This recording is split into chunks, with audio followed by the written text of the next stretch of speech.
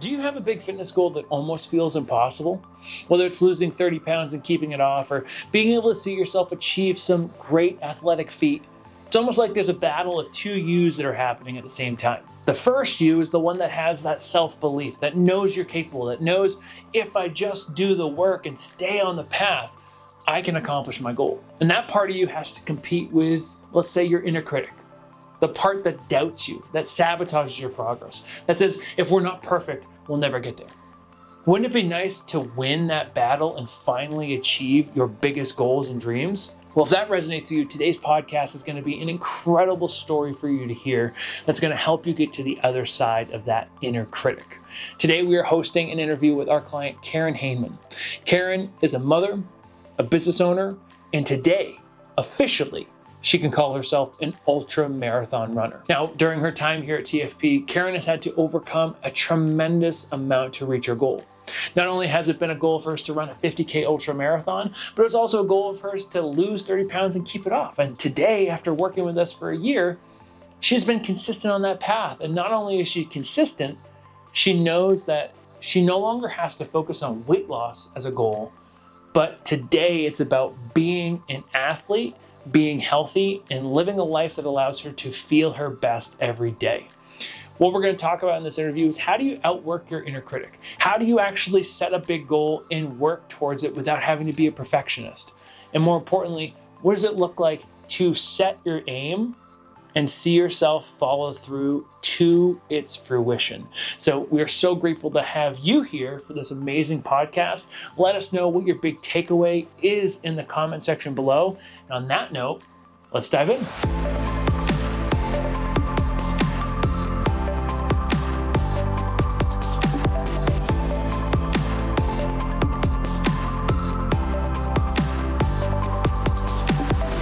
So Karen, welcome to the show. How are you doing today? I'm doing great. Thank you so much for having me. This is a real honor. Amen. It's our pleasure. So excited to dig into this. And you used to be a listener. Is that my? Yes. So that's kind of where this inception started, is you listen to the podcast, however that happened, got connected with us, and now you're just crushing it, right? What's that like?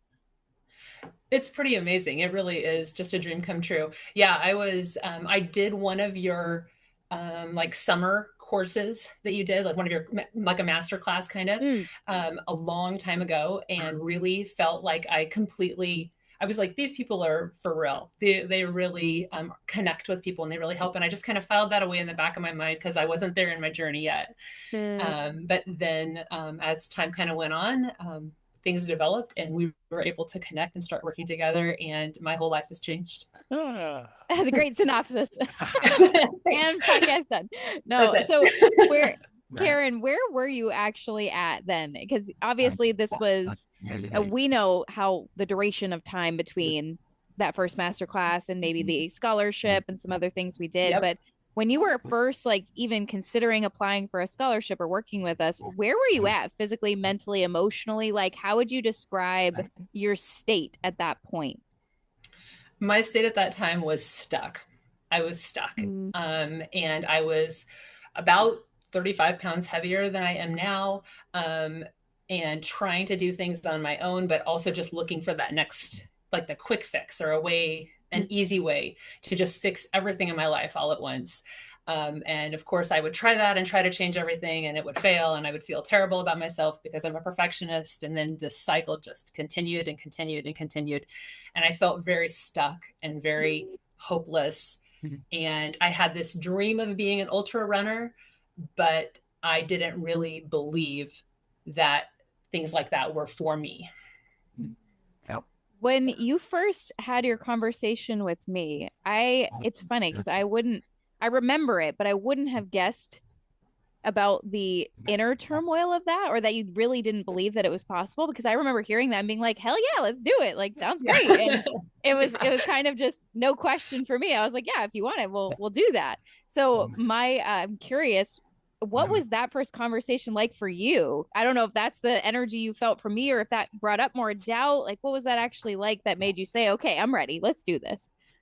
Well, honestly, the thing I really remember from that conversation, and I journaled a little bit about it, was basically you in a very kind and diplomatic way helped me see that the problem was me. Sure. That I was stopping myself, I was sabotaging myself, I was staying stuck in this loop, and no one had ever said that to me before. People had given me macros to follow and exercise programs to do and kind of pass those things to me. And then when they didn't work, it was like, oh man, you didn't stick to the plan well enough, and things like that and whatever. And you really helped me see that there was an internal situation that needed to be dealt with. Even in just that short call, I was like, this is completely different. And I'd had years of kind of hiding that, and just projecting this air of confidence and everything's fine and I'm good to go. But inside I was really struggling. And you just kind of helped me see that very clearly, and then kind of gave me the keys to start dealing with it. Yeah.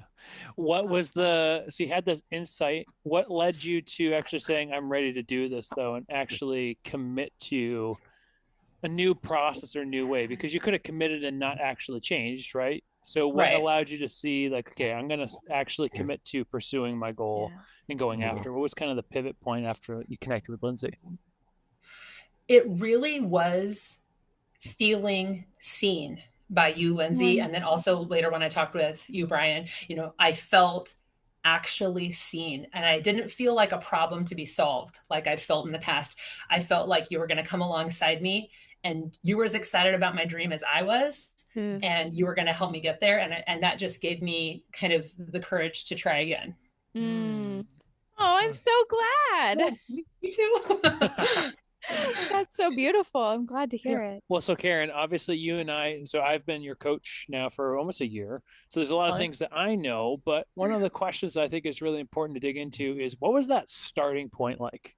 Yeah. Right. So you made the decision, and then obviously recently you ran a 50K. So it's like a year of progress, but let's go back to like the first 1 to 3 months, maybe the first few months where you're getting momentum, you're trying this out. What were some of the biggest challenges that you had to actually work through, and how'd you get to the other side? What were the breakthroughs? The first really big thing for me, and again, I read some of my journal entries during that time, which were everything's chaos, and I just feel chaotic and there's so many things. And that was because I have those perfectionistic tendencies. I mean, that's putting it lightly. And I always wanted like this organized binder of all these perfect things to do and this perfect plan. And I want everything to go perfectly, and I'm going to follow it perfectly, and I'm going to do it just right. And that's how I'm going to have success. And it didn't feel like that. And it felt different. And it was hard for me to embrace the messiness of trying to sort it all out, trying to sort out how to make good food choices and how to shop and how to prep, and trying to sort out, how to fit my workouts in and not make excuses and things like that. But the thing I feel like I just kept learning through that was, messy progress, messy action is better than perfection, because perfection isn't really going to happen anyway. Like, let's be honest. So that was it. And then the thing that really, really helped me during that time was the power lists you talk about. And I used those to the max at the beginning when I felt overwhelmed and chaotic. I would be like, okay, I need to sit down and write down 5 things, that are like non-negotiables right now. And that actually has turned into a technique that we use in my family now with my one teenage daughter who tends to get overwhelmed the way I do. We make a power list, and that just kind of helps with everything. So that was a huge moment for me to step into that. That is fantastic. When did you start to believe that was a better way? Because I think a lot of people have those tendencies, right? And they might give lip service, like, I'll do less, but they just don't trust that process, right? It doesn't feel like it's enough, and they can't handle it. So when did you actually start buying in that maybe that was a better way to do it? It took a while, and I had to constantly kind of tell myself that. I mean, I have so many notes to myself about, messy action is okay, progress over perfection, those kinds of things. Just, and it still is real in my life for sure. But now I see that I was able to really successfully complete all my training and complete my ultra marathon in a messy, imperfect way. And I crossed the finish line, and that's just as real as anybody else who crossed the finish line. So it's definitely still a process I have to remind myself, but I'm living it more and more now, and kind of just stepping into that and embracing it. Yeah, it almost sounds like the 50K was like the final anchor of like, yes, it really does work. Yes, 100%, because nothing about that day was perfect. And yet it was perfect. It was the perfect experience for me. I look back on it now and it's like, I want to relive that day over and over, in that way. But nothing went as planned, but it all was wonderful. So, yeah. And I want to hear about it. Well, one of the things I want to touch upon beforehand, because, it's like, I think if people hear 50K and think, oh my gosh, well, that's nice. Like, I'll never do that. But as a runner, how did you identify before this new goal? Right. So what were you, Lindsay talked about physically, like, you're dealing with the self-doubt, but you had kind of done some runs and some attempts. Like, what were you at physically? Where were you at physically? Like, what were some of your experiences before you said, okay, I really want to go after this big goal? And how did you identify yourself at the time? So I definitely knew I loved running, and I loved trail running, and I loved doing these runs and things like that. But every run that I did, and like races and things like that, I did not acknowledge to myself that I was a real runner. I was just there trying to learn, but all the real runners were done way before me, and all the real runners were fast, and all the real runners had it together. And I was just there, and I had to kind of fight through, what I perceived as judgment from others, which I don't think anybody was actually judging me, but I felt like, because I felt insecure about that. And so I definitely did not see myself as a real runner. I was just somebody out there doing what she loved to do, but I didn't really, and I longed to do more, but I didn't really see that happening for me. Yeah. One of the things that we talked about is, so Karen came in with this belief that she had to be the slow runner. Yeah. Right? The slow runner. I have to be the slow one. And I said, well, why do you have to do that? Like, can't you run faster? Like, meaning, like, can't we work on that? Like, it's, and as we started to do it, your time went from something like a 14-minute mile on average to now you can run roughly a 10-minute mile, not on average, but you can run a 10-minute mile, which is 4 minutes off of your average time. That's crazy. And it's on average around those 11s, right? So it's still, it's improvement, but there was this point that I wanted to bring up, because there was a change in your identity about what it meant to be a runner, right? A runner runs at this pace and I'm not that, and I'm this kind of runner, therefore I can't run that way.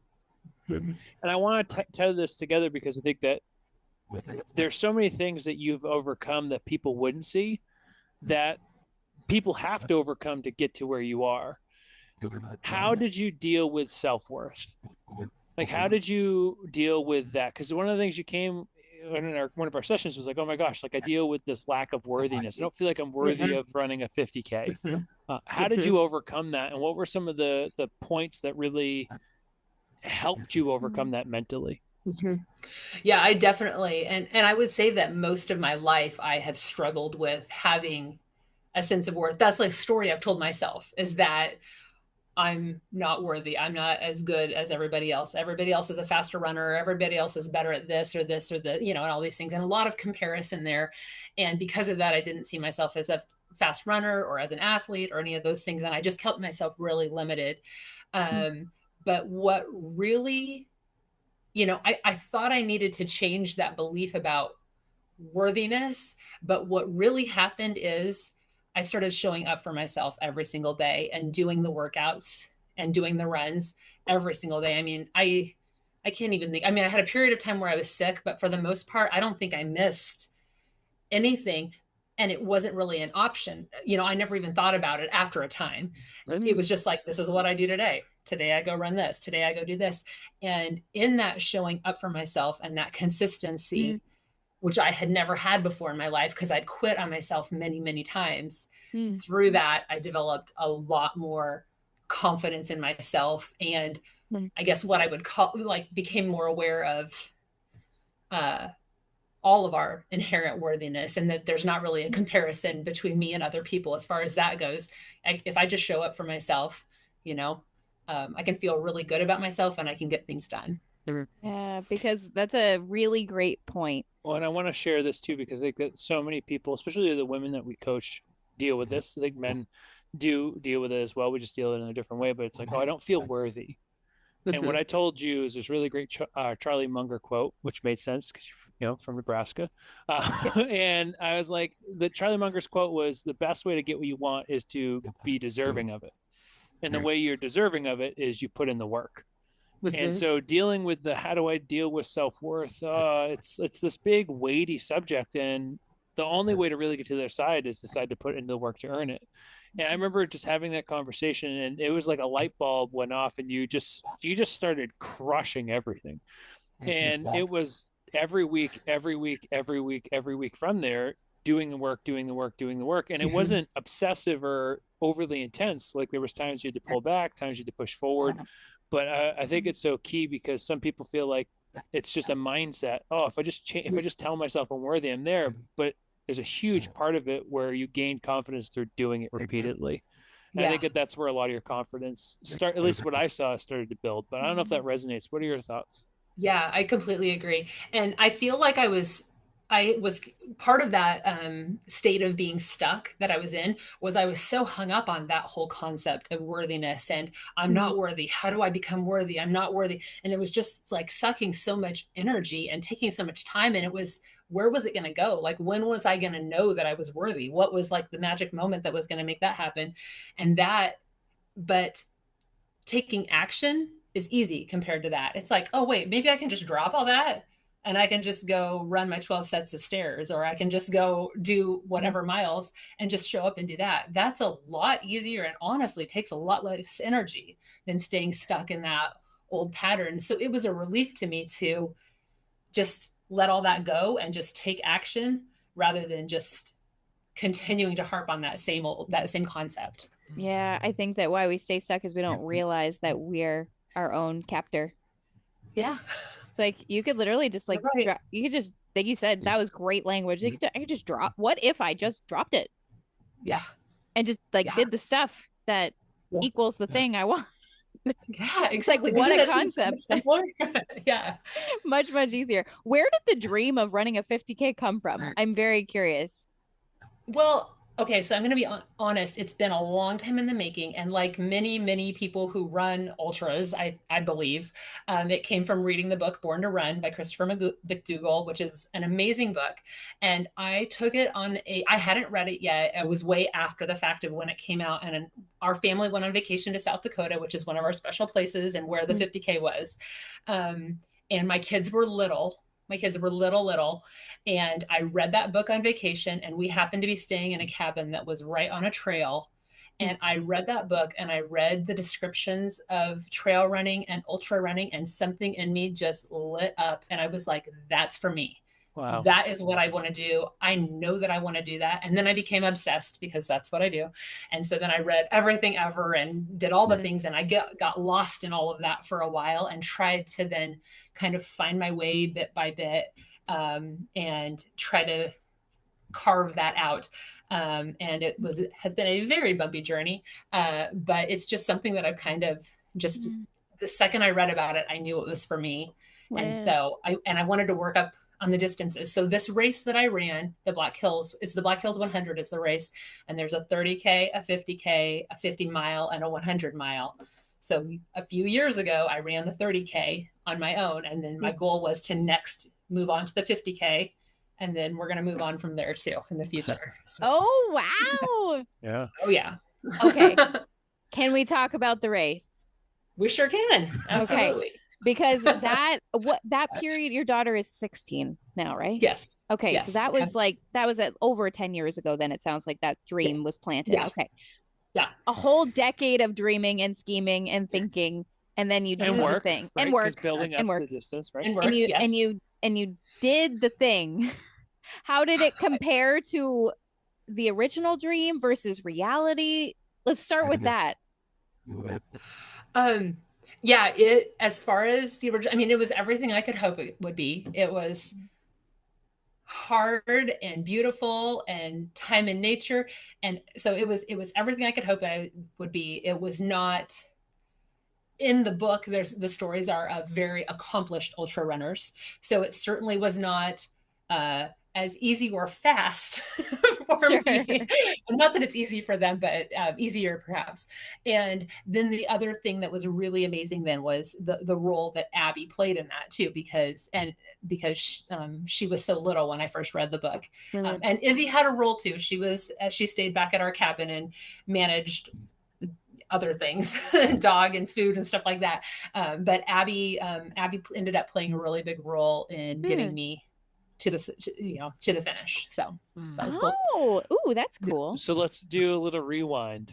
What is it like standing at the starting line? Yeah.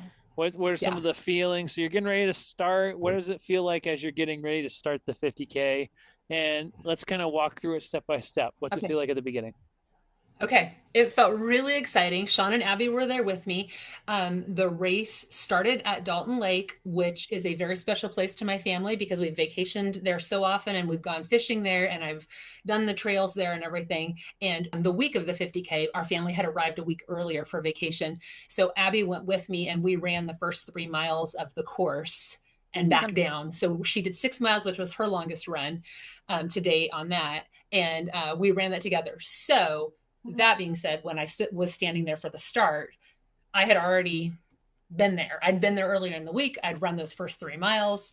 At that point, it was just like, all right, let's get this going. I know what to expect here right away, and then we'll move on after that. So okay. So that's a really great tip, by the way. If somebody wants to run, go to the location. We did that for our runs too. Yeah, it helps to be familiar. It takes away some of the anxiety. Totally. What was the first challenge or lesson once you got into it? Okay, so that first section to the first aid station was about 6.5 miles, and that all went really well. Lots of climbing. I connected with. So the way this course goes is my race took place on Saturday. The 100 milers had started the day before at 10 a.m. on Friday, the day before. So and it's an out and back. So they had already run from Sturgis all the way back, turned around and were coming back. So when I started, I ended up after a little while kind of connecting with one of those 100 milers and we were running at about the same pace. So I was fresh and he was at like mile 70, but that was great. Wow. And he was just a really friendly guy who was really talkative and just chatted with me and told me all kinds of tips. And that made the time just fly. And before I knew it, we were at the first aid station. So that first section actually felt really easy because it was familiar and I ended up kind of connecting with somebody who I enjoyed running with. And so you go through that first aid station, and when do you start picking up? Because I know the pickup is part of the reason why later on challenges come. When do you start picking up pace and what happened after that? That's what happened on that next section. So from that aid station to the next aid station was at mile 14. And at that one would be the first time I could see my crew, which was my husband, Sean, and my daughter, Abby. And so I'm going along by myself and we had gone down to the creek bottom and we're in a canyon and I was going to start climbing back up out of that canyon. I was super excited to see Sean and Abby. And it was starting to get hot and it got much, much hotter than had been predicted and much, much more humid. But I honestly, looking back, was not paying attention to that. And I was just like, got to get to Sean and Abby. I'm so excited to see them. Everything's going great. Here we go. And I'm climbing up out of the canyon.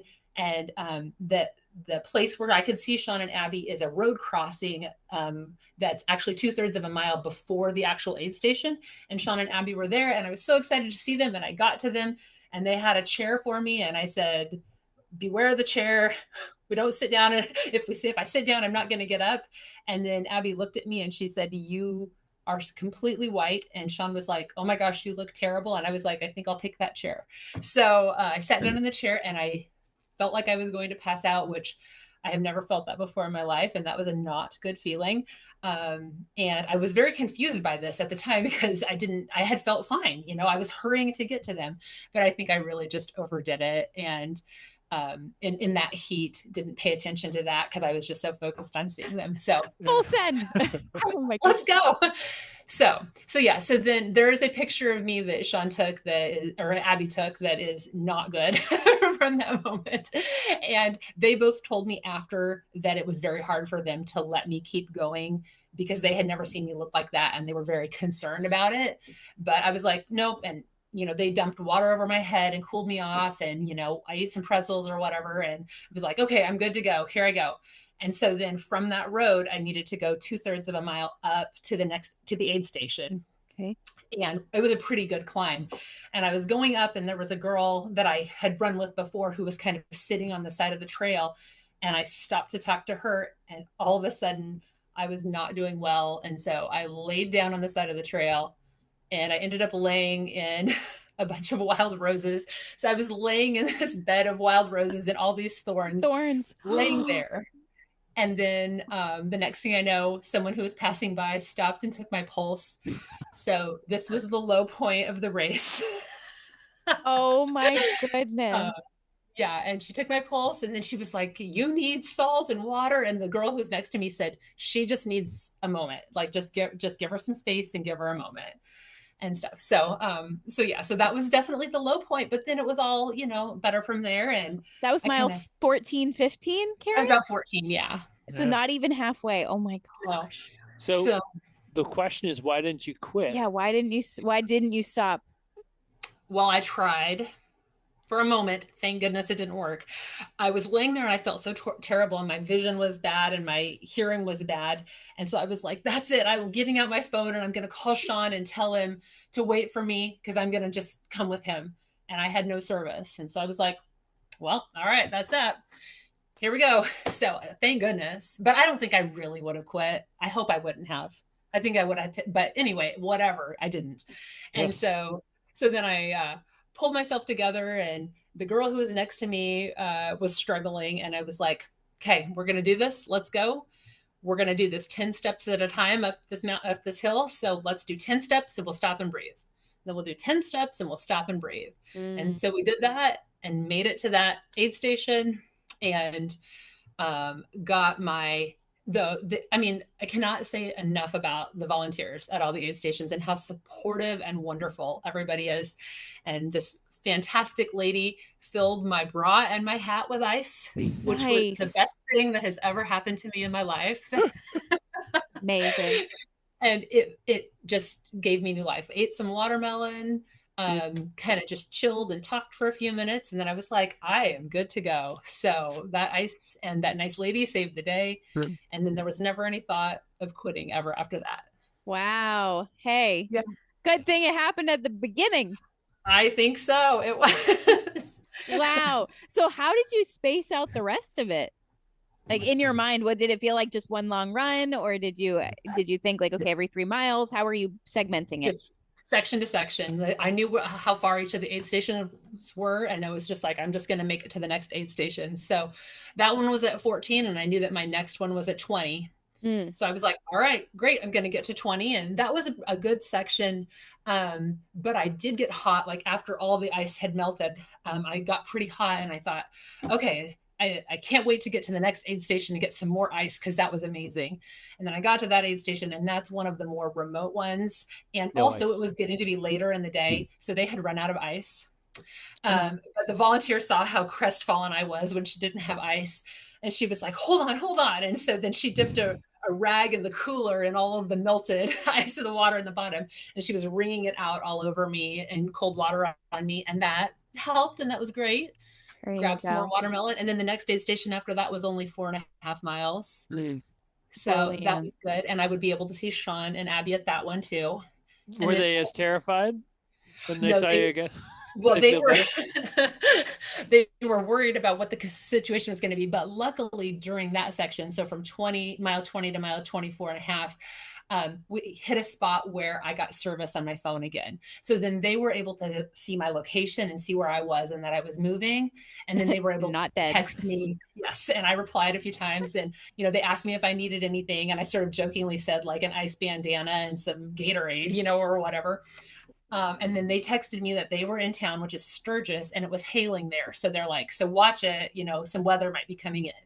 And the weather did roll in, and it was incredible because it got dark and it started raining on me. And so I had a whole section where I was running by myself alone with rain, and it just felt like the biggest blessing. It was fantastic. So that was a really magical segment. Wow, that's cool. What made that part so magical other than obviously the physical cooling? Yeah. I really am a person who thrives on alone time and being alone, and not having, I enjoyed the times that I got to talk to people, but I do find that takes a lot of energy for me. And so when I could just run by myself and not worry about anybody else or anything like that, and just running on those pine needles and feeling the rain just hitting me and being in contact with Sean and Abby, it all just came together. And I was like, this is what I came for. This is it just, everything really just came together. It was a very like kind of blissful moment. So it was really great. That's the full euphoric euphoria that runners look for. Well, and Lindsay and I did I've done 2 trail run ultras. And when I did my first one, one of the best parts was when we actually had to flip on our headgear because it got dark. And at one point we were in the middle of this field, and I just stopped for a second because we knew we were going to fish. We just stopped for a second, and I was like, look at the sky. Like this is the best part.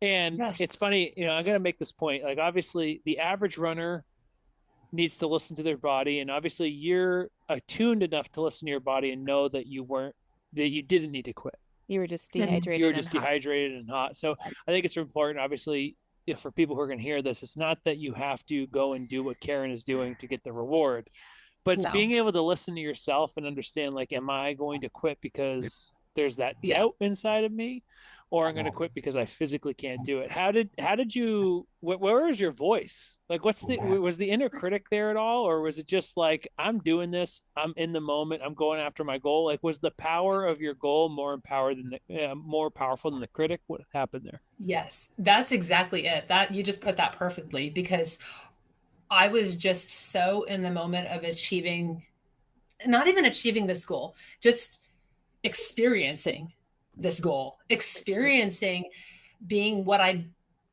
out there doing what I'd worked all those months and gone on all those runs to prepare for. It was just being out there and just seeing, okay, what comes next? Okay, let's solve this problem. Okay, what's next? Let's solve this problem. Okay, let's just stop and watch that incredible, because I came out of the trees and saw this amazing lightning storm, and it was just like, oh my gosh, this world is so beautiful. And I am getting myself from a lake to a town that are 32 miles apart on my own 2 feet. Like, I'm out here experiencing this and smelling these pine trees and just, that's how I want to live.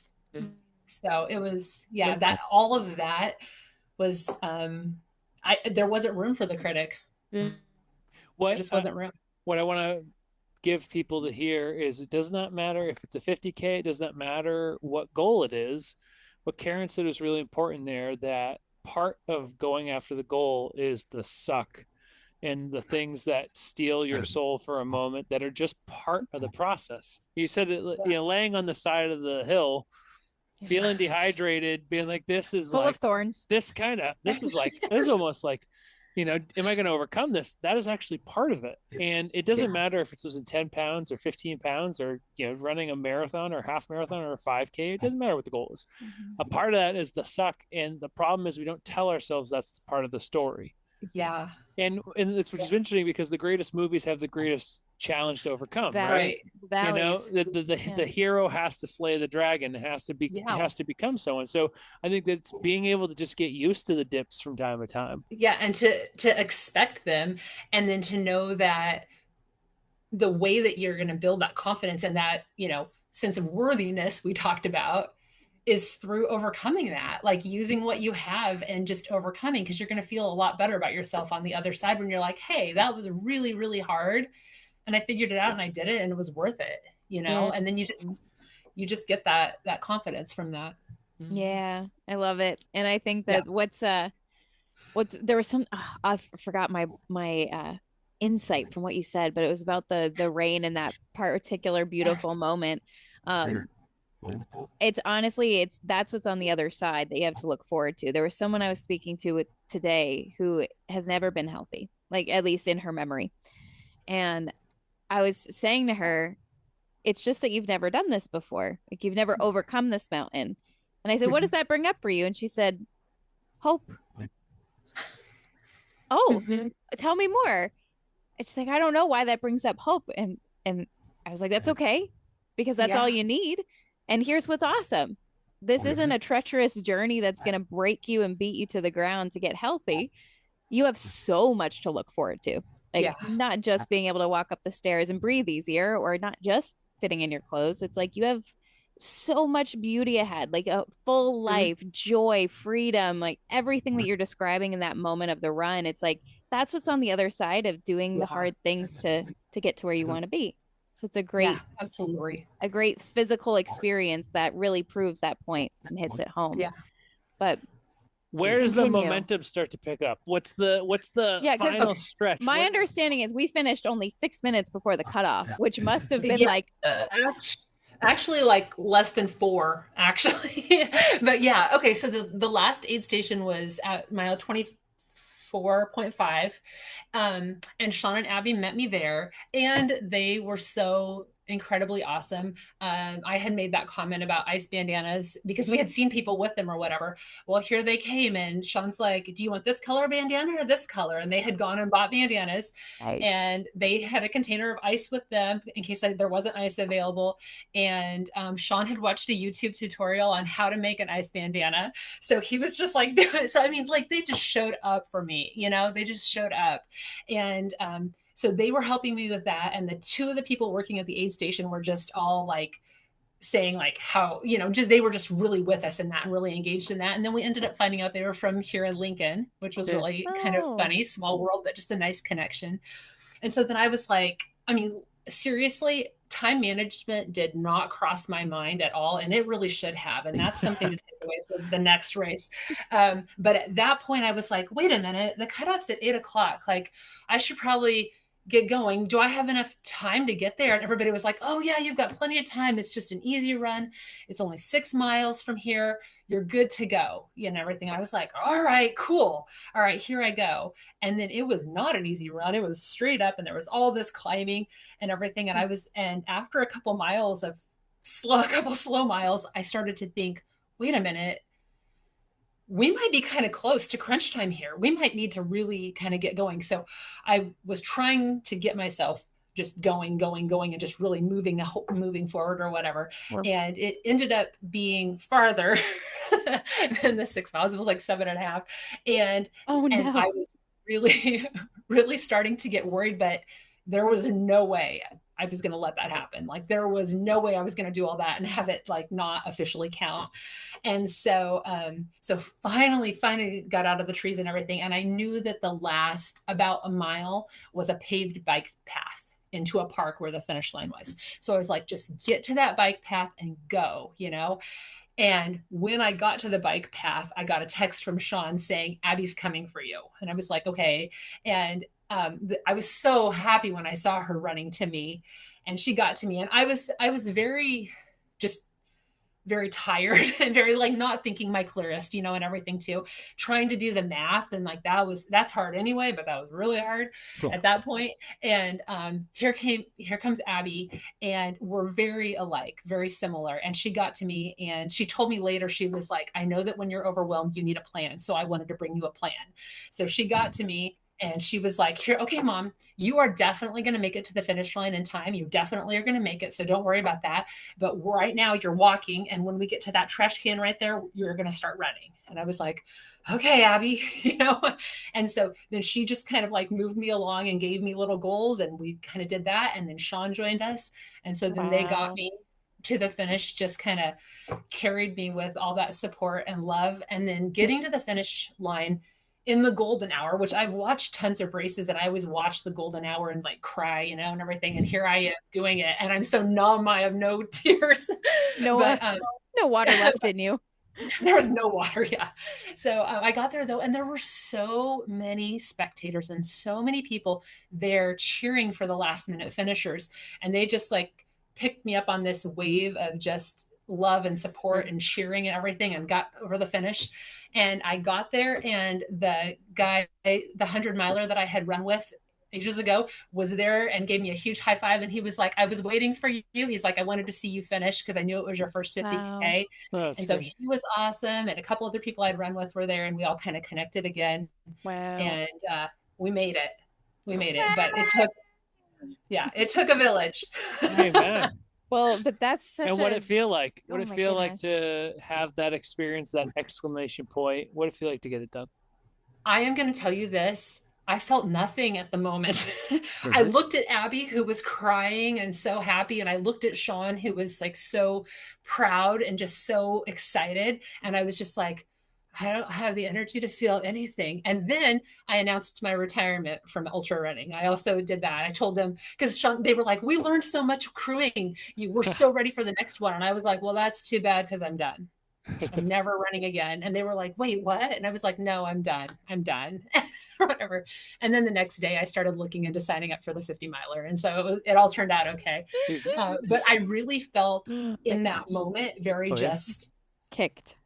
Just done. Yeah. Later, and especially the next day too, because we drove back to Nebraska the next day, and on that whole drive, I felt so good. I just felt, I don't know, like I didn't have anything to prove anymore. I didn't have that feeling inside me, and which I don't know who I was trying to prove something to, I guess myself, but I just felt very confident and calm and just very satisfied that, that I managed to pull all those pieces together with the help of others. And it's pretty amazing to have a dream come true. Like that was, I was floating on that for a week, just feeling all the highs from that. And so that's something that nobody can ever take away from you. That's exactly right. That's incredible. Congratulations. Yeah, Thank amazing. Congratulations. Yeah, what do you think? Really what do you think the biggest lesson from the race was? Yeah. We've already kind of. What did it teach you about yourself? What did it teach you about yourself, or what did it teach you about Life. being able to overcome those challenges? What were some of the lessons? Oh my gosh, it taught me so much. It taught me that I can do anything I want to do and choose to do if I just put in the work. If I just show up for myself and put in the work, I can literally do anything. And I hadn't felt that way before about things. There were a lot of things I kind of limited out on myself, or like kind of capped up, like, that's not really for me. And now whatever I choose, as long as it lights me up and I want to do it, I can do it. So that was a really big thing for me. And then honestly, in the couple weeks since then, I have just felt so much of a shift in my identity and how I view myself, and my confidence in myself, because I don't feel like that girl who was different on the inside than she was on the outside. Now I feel like everything matches, Yeah. Amazing. That's badass. I think that's what it's feeling. all about. Yeah. That's what it's all about. And with someone who's limiting themselves, but they don't call it that, right? It's just, oh yeah, no, that's really not for me. Right. Yeah. How do you speak to that? Like, how do you, and maybe they don't want to run a 50K. There's no part of them that's maybe their goals are just something totally different, but they know they need to change. They have something in them that says this isn't it. Yeah. They don't see it, right? What would you say to that person, or how would you speak to them, make them feel seen? I think for me, what really helped me, besides the huge factor of having, Brian as my coach and having you guys as my team, is the big factor for me was finding my spark, like finding my bliss and following it, because I don't think I would have been able to do it if it didn't completely light me up and excite me. I had to do it for something that I cared about a lot. And for me, like all those years of saying I wanted to lose weight, I never really did it because I wasn't that excited about it. Sure I wanted to be at this point, but I wasn't excited about it. But this, I was excited about running. And then through that process and through trying to prepare for that race, the weight loss happened. And so it was all because I found something that was like my dream, was what I really wanted to do. So I would say that is, really think about what lights you up and then figure out how to get yourself there, That's fantastic. Beautiful feedback. And if you were to give one piece of advice for someone who is at the starting part of their journey, right? Maybe not even starting out with a running, but they're starting, maybe they feel stuck, right? They feel stuck. They feel like, I need to make some changes, but I don't know where to start. What advice would you give them? Someone who's at that point where they're feeling stuck. Okay. So you had me read The Courage to be Disliked, that book. And I have all these little Post-its around of just lines from that really spoke to me. And one of them is excellence is the next 5 minutes. Like excellence isn't this big aspiration. It's the next 5 minutes. And I think that's what my problem was before is I saw this thing I wanted and I tried to do it all at once. And I tried to get to this thing, this huge thing. And I changed everything in my life, and when I think of the power list, and that's the next 5 minutes, that's excellence is the next 5 minutes. It distills it down into these little actionable steps that you can do right now that overall are going to have a huge cumulative effect. So don't get overwhelmed by the whole big journey and the whole big process. Just do the next right thing in the next 5 minutes and then just keep doing that. That's fantastic. Very easy to get unstuck too, right? You just got to get unstuck 5 minutes at a time. Yeah, that's exactly right. Yeah. And just let all that stuff go. Just forget all that stuff. Just let it go. Let it go. Well, what that advice does is it gets you so present. Because when you're stuck, you think that you're stuck in the present, but you're not. Like you're stuck because you're so focused on things in the future that you really don't have control over right now, today, in this moment. That's right. And also hung up on things in the past. Like that was what my thing was, is I was so stuck on these old stories and just perpetuating these old stories. So I was in the past and I was trying to get to this future. And that's all I was thinking about. And I wasn't really thinking about right now, right in this next 5 minutes. And, that's what I really do a lot now is, I might feel overwhelmed at the end of the day. And it's like, what can I do right now? Oh, I've got to run tomorrow. I'm going to lay out all my runs, all my stuff. So it's all ready for tomorrow morning, and just laying that out usually gives me enough oomph to do a couple more little things, before I go to bed. So I can get up and do that in the morning, and stuff. And just those little things really made a big difference overall. Amen. Huge. Perfect. So then what's next?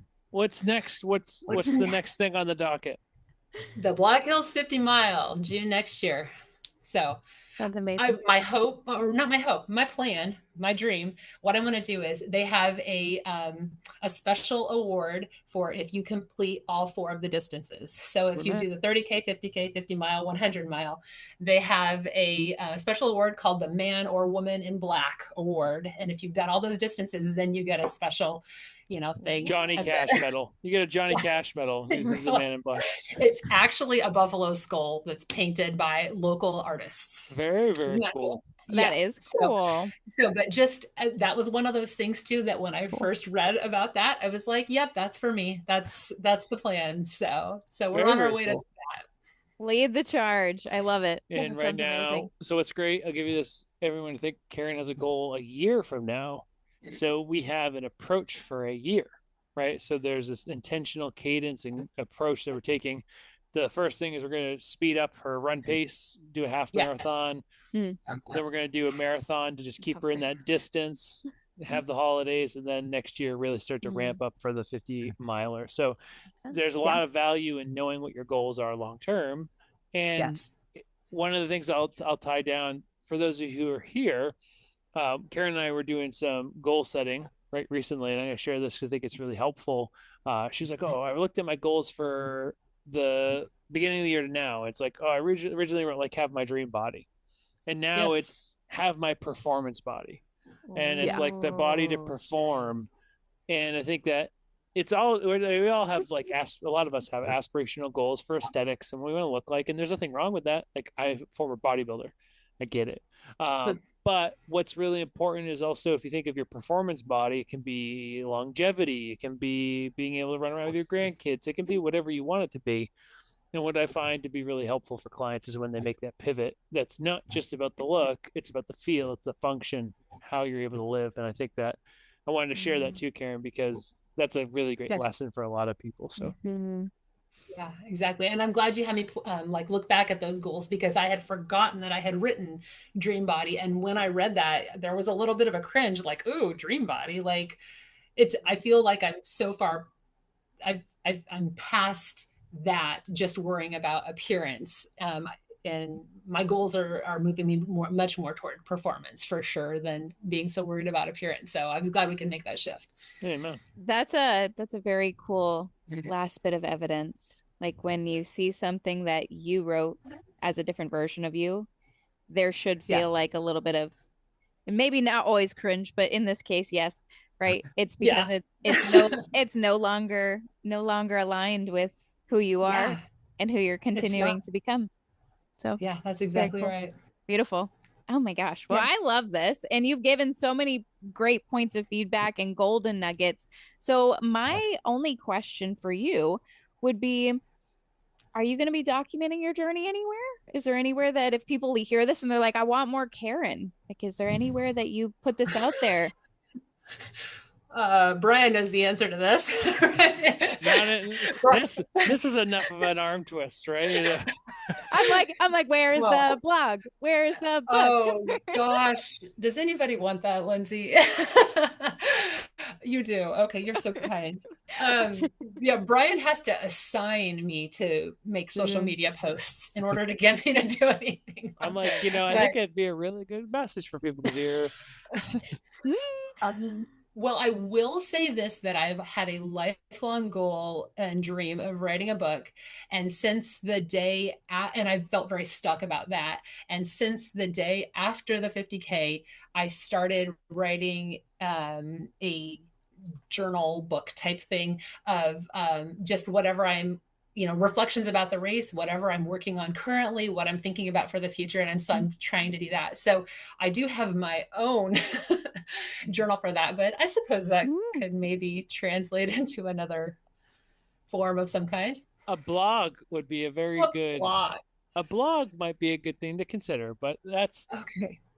A thing to consider. Hey, I have faith in the long haul of a seed planted. So we'll plan to have you back on the show once you're into the next goals and journey. And then we'll promote your blog. And then sounds fantastic. I already see the titles, like the journals of a slow runner, and then you like rip it open, like, and then we ran a 50K and it's like, okay, I can see it already. It's fine. I'll come back to you in a couple years. Okay. All right. We'll see. I'll keep you posted. But thank you so much for being here. I appreciate your playfulness and also your grit and tenacity and determination. Like all of your energy, I can receive that, and I'm sure everybody else hearing it can too. So thank you for being authentic and open and just sharing your story with us. My pleasure. And thank you for having me. And thank you, of course, always to both of you, because I really like my dream. This first dream has come true, but I don't think that it would have without all of the support that you as a team and you, Brian, have offered to me. So I'm very, very grateful for that. And I'm excited to see what's next. Amen. It's a real pleasure and honor. Amen. Now, for everyone who's listening and watching on YouTube, we hope this has been helpful. We'd love to hear your big takeaway. If you want to see a blog from Karen, feel free to comment and say, Karen's blog, #Karen's blog. But we hope this is helpful. We hope this is impactful and that inspires you to get 1% better today. Set your sights on what you want and then go out and conquer your day, conquer your week. Talk to you soon. Cheers. Cheers.